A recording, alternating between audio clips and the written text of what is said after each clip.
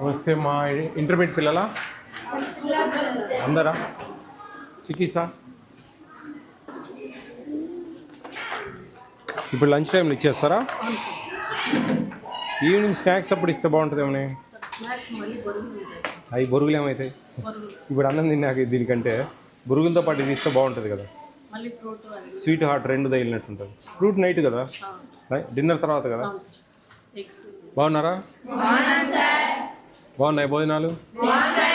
Menu board ఎక్కడుంది? దాని ప్రకారం వస్తున్నాయి అన్నీ? అన్నీ వస్తున్నాయా? మార్నింగ్ రాగి మాల్ట్ ఇస్తున్నారా? బ్రేక్ఫాస్ట్ ఎన్ని పూరీలు ఇస్తారు ఆదివారం? చపాతీలు? దోశ? 2 దోశ. ఆఫ్టర్నూన్ 2 కర్రీస్ వస్తున్నాయా? ఈరోజు ఏంటి, పప్పు రసమా? క్యాబేజీ. ఈవినింగ్ స్నాక్స్ రోజు వస్తున్నాయా? ఈవినింగ్ బూస్ట్ విత్ మిల్క్ వస్తుందా? నైట్ 2 కర్రీస్ వస్తాయా? బటర్ మిల్క్ ఇస్తారా? మధ్యాహ్నం కర్డ్ ఇస్తున్నారా? నైట్ 2 కర్రీస్తో వస్తుంది భోజనం. ఫ్రూట్ ఇస్తున్నారా? అరటిపండు కానీ ఏదైనా ఎవ్రీడే. సండే రోజు చికెన్ వస్తుందా? ఎన్ని పీసులు వస్తాయి అప్రాక్సిమేట్గా?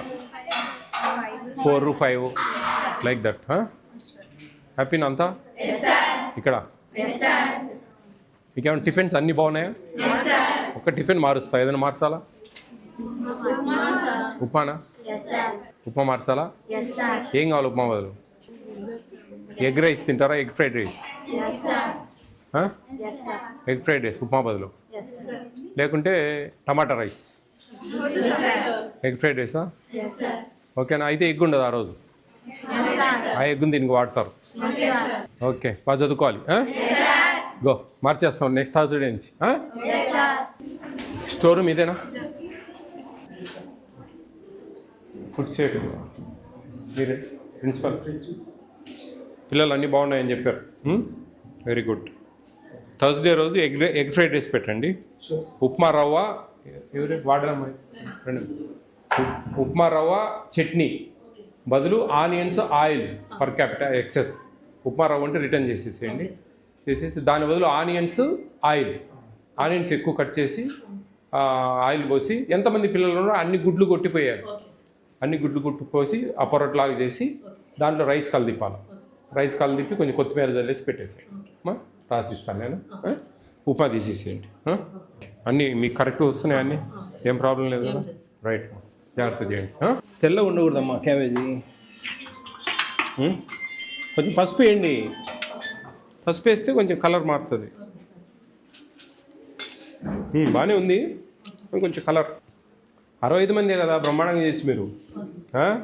ఎక్కువ మంది లేరు పిల్లలు, వంట వాళ్ళు ఎక్కువ మంది ఉన్నారు, అంతమంది అవసరం లేదు. ఎవరు? సర్వశిక్ష అభియానాలు మీరేనమ్మా దీనికంతా? చూడండి, అంటే ఎక్కడన్నా ఎక్కువ స్టూడెంట్స్ 120, 130 చాలా వంట వాళ్ళు ఎక్కువ మంది ఉన్నారు.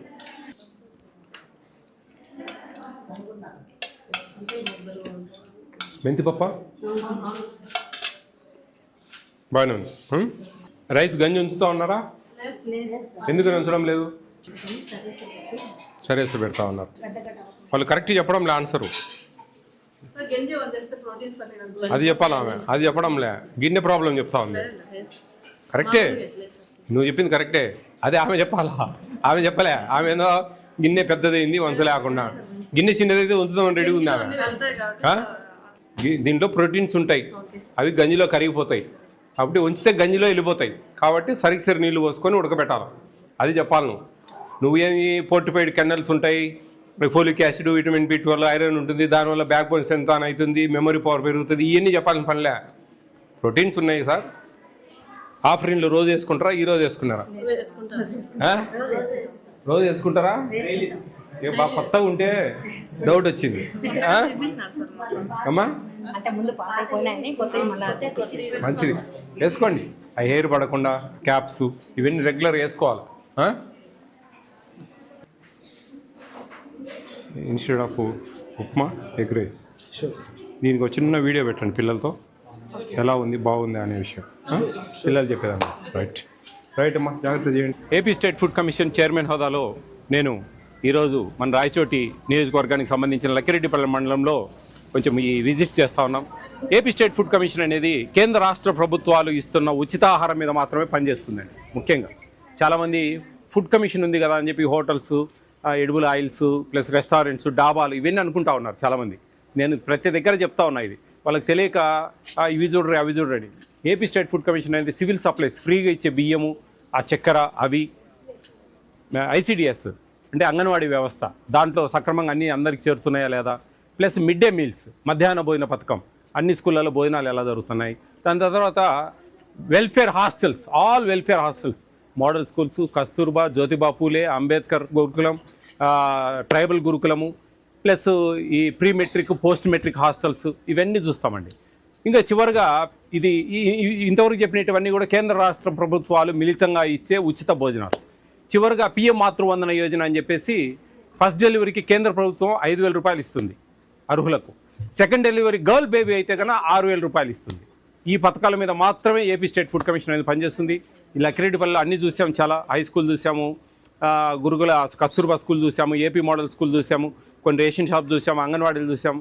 ఒక అంగన్వాడీలో ఆ రికార్డ్స్ లేకుంటే మేము ఒకటి సర్క్యులర్ చేయమని చెప్పాము. ఇక్కడ ఏపీ మోడల్లో ఉన్నాము, బాగున్నాయి అంత పిల్లలతో మాట్లాడాము.